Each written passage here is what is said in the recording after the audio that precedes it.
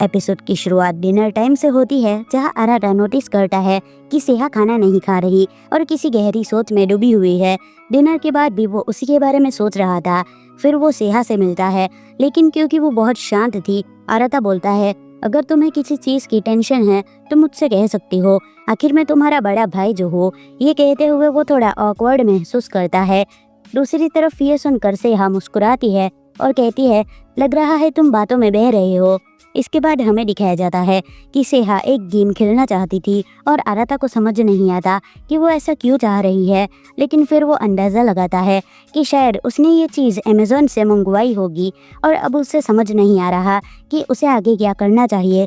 तभी सेहा बोलने लगती है कि जब मैं पिछली बार तुम्हारे रूम में आई थी तो मैं काफ़ी ज़्यादा एक्साइटेड हो गई थी, और अगर मैंने अपनी फीलिंग्स को अभी क्लियर नहीं किया तो ये मेरे लिए बड़ा रिस्क बन सकता है, क्योंकि जल्दी ही मेरी यूनिवर्सिटी एग्जाम्स आने वाले हैं। ये सुनकर आराटा थोड़ा शॉक्ड हो जाता है और पूछता है, तुम ये सब कैसे कह सकती हो? सेहा कहती है, अगर मेरी फीलिंग्स भाई बहन के रिश्ते से आगे निकल गई है तो चीज़ें काफ़ी प्रॉब्लमेटिक हो सकती है, इसलिए बेहतर है कि मैं पहले ही सब क्लियर कर दूँ, और क्योंकि मैं तुम्हारी बड़ी बहन हूँ तुम्हें मेरी मदद करने में कोई दिक्कत नहीं होनी चाहिए। उसकी बातें सुनकर आराटा सोच में पड़ जाता है, कहीं ये मुझे पसंद तो नहीं करने लग गई। लेकिन तभी सेहा अचानक गेम शुरू कर देती है। ये देखकर आराटा बोलता है, मैंने तो कभी नहीं कहा था कि मैं ये गेम खेलने वाला हूँ। तभी सेहा उसे याद दिलाती है कि कैसे फाइनल एग्जाम्स में उसने उसकी मदद की थी, और ये सुनने के बाद आराटा को उसकी बात माननी पड़ती है। जैसे जैसे गेम आगे बढ़ता है, सेहा आराटा के और करीब आने लगती है। ये देखकर आराटा बोल पड़ता है, क्या तुम कुछ ज़्यादा ही क्लोज नहीं आ रही? जिस पर सेहा कहती है, मैं सिर्फ रूल्स के हिसाब से खेल रही हूँ। धीरे धीरे गेम उस मोड़ पर पहुंच जाता है जहां आराटा भी सोच में पड़ जाता है कि अब उसे क्या करना चाहिए, क्योंकि सेहा चाहती थी कि गेम के दौरान वो दोनों एक दूसरे को टच करे, लेकिन आराटा ऐसा नहीं चाहता था। उसके बाद सेहा उसके हर एक रास्ते को बंद कर देती है और अब आराटा एक कोने में फंस चुका होता है, जिससे उसे सेहा को टच करना ही पड़ता है। इस वजह से वो बोलता है, मैं हार मानता हूँ, लेकिन सेहा उसे ऐसा करने से रोक देती है, क्योंकि अगर वो हार मानता है तो उसके लिए अच्छा नहीं होगा। अब आराटा की बारी आती है और उसे अपना पैर सेहा के नीचे से ले जाकर रखना होता है, और जैसे ही आराटा सेहा को टच करता है, सेहा बकवास करना शुरू कर देती है। जीतने में ही असली खुशी होती है, लेकिन असली खुशी वहाँ भी मिलती है जहाँ तुम्हें प्यार मिले या जहाँ तुम्हारे आसपास शांति हो। इसके बाद वो डोपामिन के बारे में बात करने लगती है, जो डेटिंग के वक्त रिलीज होता है। उसकी बातें सुनकर आराटा पूरी तरह ट्रॉमेटाइज्ड हो चुका था, लेकिन दूसरी तरफ सेहा अभी भी रुकी नहीं थी। अब वो ह्यूमन बॉडी, फिजिकल रिलेशन और मैरिज के बारे में भी बोलने लग जाती है, क्योंकि उसे लव के बारे में ज़्यादा जानकारी नहीं है, इसलिए उसे ट्रस्ट के बारे में भी ज़्यादा समझ नहीं है। क्या किसी इंसान के साथ 50 साल बिताने के बाद उस पर ट्रस्ट होना शुरू होता है, या फिर वो एक खास मोमेंट जो तुम दोनों ने साथ में फेस किया हो, और क्या वो इंसान छोटा भाई भी हो सकता है? ये सब सुनकर आराटा एकदम हैरान रह जाता है। उसके दिमाग में चलने लगता है, क्या ये लड़की पागल तो नहीं हो गई, या फिर ये सच में सीरियस है? लव, डेस्टिनी, क्या फालतू बातें कर रही है? और ये सब चीज़ें इसके लिए एकदम ज़्यादा हो रही थी। ऊपर से उसके सामने एक ऐसा सीन भी था, और उसी वक्त सेहा आराटा के ऊपर गिर जाती है, क्योंकि वो काफ़ी थक चुकी थी। आराटा बोलता है, एटलीस्ट तुम साइड में तो गिर सकती थी ना? जिस पर सेहा जवाब देती है, मैं काफ़ी थक चुकी थी, इसलिए कोई फ़ायदा नहीं था। लेकिन फिर वो बताती है कि उसका वेरिफिकेशन कंप्लीट हो चुका है, चाहे आराटा ने ज़रा कोऑपरेटिव बिहेव नहीं किया हो। आखिर में उसका यही नतीजा निकलता है कि वो बस ओवरथिंक कर रही थी, जो बात आराटा पहले से ही कह चुका था। लेकिन सेहा को उससे कोई फ़र्क नहीं पड़ा था, क्योंकि उसे तो बस अपनी फीलिंग्स को वेरीफाई करना था। और वहाँ से जाने के पहले वो आराटा को थैंक यू भी कहती है। उसके जाते ही आराटा सोचने लगता है, ये लड़की हमेशा मेरा मजाक क्यों बनाती रहती है? अपनी फीलिंग्स को वेरीफाई करने के लिए ट्विस्टर कौन खेलता है? और उसी फ्रस्ट्रेशन में वो चिल्ला उठता है। लेकिन तभी ओका वहाँ आ जाती है और पूछती है कि आखिर तुम इतना चिल्ला क्यों रहे हो? और क्योंकि उसने सेहा की आवाज़ भी सुनी थी, वो सवाल करने लगती है कि तुम दोनों किस बारे में बात कर रहे थे? आराटा बस यही कह देता है कि बस कुछ खास नहीं था। फिर ओका कहती है, चलो अब हम लोग एंजॉय करते हैं। उसके बाद दिखाया जाता है कि वो लोग गेम खेलने जाते हैं, जहाँ ओका बताती है उसने हर हफ्ते 30 घंटे प्रैक्टिस की है। ये सुनकर आराटा को याद आता है कि जब वो दोनों छोटे थे और वो ओका को गेम्स में हरा देता था तो ओका उस पर डेडलॉक्स ट्राई करती थी, और अभी के समय में वो बात उसे काफ़ी टेंशन वाली लगती है क्योंकि उसे ओका की वो पुरानी बातें अब भी याद आने लगती है। आराटा सोचने लगता है कि शायद इस पूरे घर में वही अकेला इंसान है जिसे अब भी डैड की सारी बातें सीरियसली लगती है। इसके बाद वो लोग फाइनली गेम शुरू कर देते हैं, जहां ओका उसे 5-0 से हरा देती है। ओका उसे चिढ़ाने भी लग जाती है और ये देखकर आराटा सोचता है ये लड़की सच में बहुत खुश लग रही है। क्या गेम खेलना इतना फन हो सकता है? गेम के दौरान ओका आराटा के काफ़ी करीब भी आ जाती है और ये बात आराटा भी नोटिस करता है। वो ये भी कहता है कि इसकी स्किल्स तो सच में इम्प्रूव हो रही है। इसके बाद फाइनली आराटा गेम में सीरियस हो जाता है और लगातार 2 बार ओका को हरा देता है।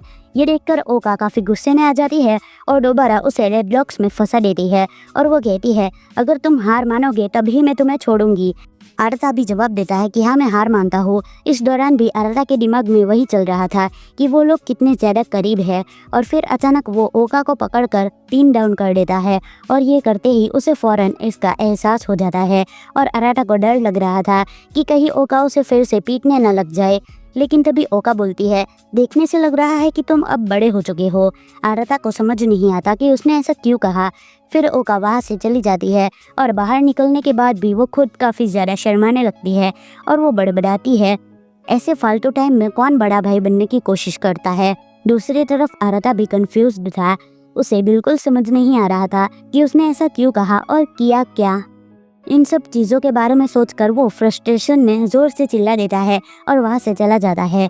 लेकिन उसी मोमेंट में हमें दिखाया जाता है कि जैसे ही आराटा चला जाता है एक क्लोजेट से कोटोनो बाहर निकलती है, जो कि वहाँ की पूरी बात छिपकर सुन रही थी और अब काफ़ी ज़्यादा शर्माई हुई थी। फिर अगले दिन स्कूल का सीन दिखाया जाता है, जहाँ सभी भाई बहनों का दिन नॉर्मल गुजरता है और रात में आराटा अपने डैड से मिलता है। डैड उसे एक गिफ्ट देते हैं और उसके हालचाल पूछते हैं, साथ ही पूछते हैं क्या तुम्हें कोई पसंद है, जो सुनकर आराटा एकदम शॉक्ड हो जाता है। तभी सीन कट होता है और दूसरी तरफ 5 बहनों को दिखाया जाता है जो एक ड्रामा देख रही थी। वहाँ लव कन्फेशन हो रहा था जो बानरी को बहुत पसंद आ रहा था क्योंकि वो कन्फेशन नेचर के बीच में हुआ था और वो काफ़ी सुंदर लग रहा था। लेकिन ओका को लगता था कि ये तरीका काफ़ी चीप और बोरिंग है। फिर वो अपना आइडियल टाइप बताती है, एक हैंडसम बंदा, हाई एजुकेशन और हाई इनकम के साथ, जो एक रूफटॉप रेस्टोरेंट में नाइट व्यू के साथ हो, जो कन्फेशन के लिए बेस्ट सीनरी होती है। उसके बाद सेहा अपना टाइप बताती है, जहाँ बंदे के पास गोल्स होने चाहिए और उसके पास एक रोड मैप भी होना चाहिए उन गोल्स को पूरा करने के लिए, साथ ही फैमिली प्लानिंग भी होनी चाहिए। लेकिन वो लोग कोटोनो से इस बारे में राय नहीं मांगते क्योंकि वो इन सब चीज़ों के लिए अभी बहुत यंग है। फिर वो लोग कन्फेशन और लव के बारे में थोड़ा और बातें करने लगते हैं और हंसी मजाक भी करते हैं। इस पर मिनामी बोलती है कि इससे फ़र्क नहीं पड़ता कि लोकेशन या कन्फेशन करने का तरीका कैसा है, फ़र्क इससे पड़ता है कि आखिर वो कन्फेशन कर कौन रहा है। और इस बात पर सभी बहनें पूरी तरह एग्री हो जाती है। उसके बाद वो सब सोने के लिए चली जाती है, लेकिन तभी अचानक कोटोनो सबको रोक लेती है और बताती है कि वो आराटा को पसंद करती है। ये सुनकर सभी लोग एकदम शॉक्ड हो जाते हैं। वो लोग कहते हैं कि हमें तो पता ही था कि तुम उसे पसंद करती हो। लेकिन कोटोनो आगे कहती है कि नहीं, मैं उसे सिर्फ पसंद नहीं करती, मैं उससे शादी भी करना चाहती हूँ, और क्योंकि हम सब भाई बहन नहीं हैं इसीलिए मैं तुम सबको अपना लव राइवल मानती हूँ। जब हमें पता चला था कि हम लोग भाई बहन नहीं हैं तो मैं सबसे ज़्यादा खुश हुई थी। एंड तभी सीन कट होता है और हमें दूसरी तरफ आराटा का सीन दिखाया जाता है, जो बोलता है आपको इसके बारे में क्यों जानना है।